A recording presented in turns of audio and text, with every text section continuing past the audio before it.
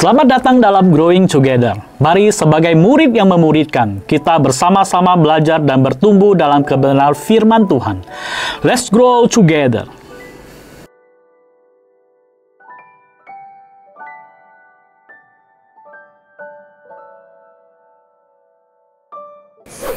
Shalom saudara-saudara, selamat tahun baru 2025. Tuhan Yesus memberkati setiap kita dengan sukacita, damai sejahtera, diberi kelancaran usaha dan pekerjaan, dilimpahkan kebahagiaan dalam keluarga, dan juga diberi kekuatan dalam menghadapi tantangan.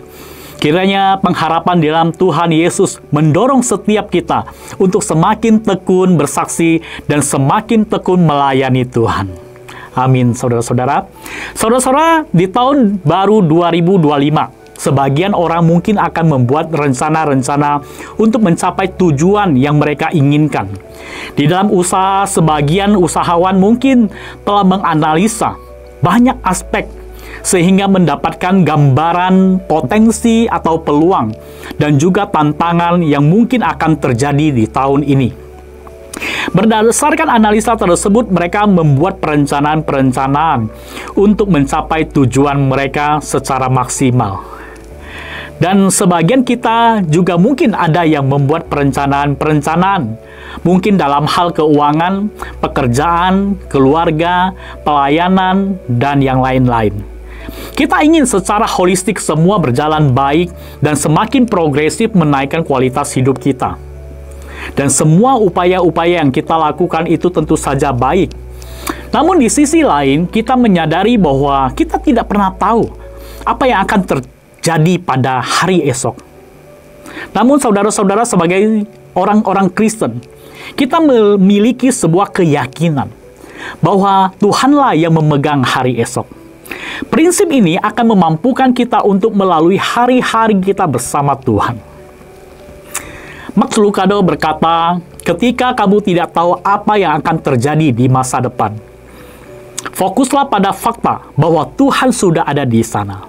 Saudara-saudara, pernyataan Max Lucado meyakinkan setiap kita bahwa bersama Tuhan semua akan indah pada waktunya. Sebab hal inilah yang dinyatakan Alkitab kepada setiap kita orang percaya.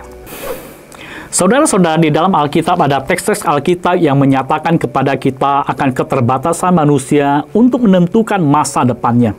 Seperti yang tertulis di dalam Amsal 19 ayat 21. Banyaklah rancangan di hati manusia, tetapi keputusan Tuhanlah yang terlaksana. Saudara-saudara, penulis Amsal mengingatkan kita tentang kedaulatan Allah atas hidup manusia. Manusia boleh mempunyai rencana-rencana untuk mencapai keinginan dan kesenangan hatinya. Tetapi semua itu tidak akan terjadi jika bukan itu yang dikehendaki oleh Allah. Hal ini menyatakan kepada kita betapa sia-sianya usaha manusia di dalam rencana dan rancangan di dalam hatinya, yang belum tentu berhasil. Jika demikian, apakah kondisi ini membuat manusia akan hidup pasif dan tidak perlu berbuat apa-apa? Tentu saja tidak, saudara-saudara. Pengkhotbah 11 ayat 6 mengajarkan untuk tetap bekerja keras dan berupaya. Taburkanlah benihmu pagi-pagi hari dan janganlah memberi istirahat kepada tanganmu pada petang hari. Karena engkau tidak mengetahui apakah ini atau itu yang akan berhasil, atau kedua-duanya sama baik. Saudara-saudara, memang kita tidak pernah tahu apa yang akan kita kerjakan berhasil atau tidak. Tetapi setidaknya semakin banyak upaya yang kita lakukan, maka semakin banyak peluang yang akan kita dapatkan. Itu merupakan pertimbangan-pertimbangan orang-orang pada umumnya. Namun Rasul Yakobus di dalam Perjanjian Baru menyatakan hal yang lebih penting untuk ditambahkan dalam upaya-upaya yang dilakukan oleh manusia, yaitu untuk melibatkan Tuhan di dalam rencana dan pekerjaan mereka. Rasul Yakobus menyatakan manusia tanpa Tuhan adalah makhluk yang lemah.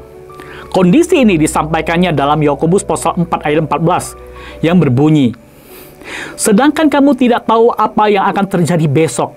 Apakah arti hidupmu? Dan hidupmu itu sama seperti uap yang sebentar saja kelihatan lalu lenyap. Saudara-saudara, dari apa yang disampaikan Rasul Yakobus dan penulis Amsal menyatakan kepada kita dua hal yang sama, Yaitu yang pertama, tentang manusia yang terbatas dan lemah. Mereka tidak tahu apa yang akan terjadi pada hari esok. Walaupun mereka berupaya keras, mereka juga tidak tahu apa yang akan mereka hasilkan. Dan yang kedua, saudara-saudara, mereka menekankan hal yang sama, yaitu kedaulatan Allah yang berkuasa atas hidup manusia dan hari esok.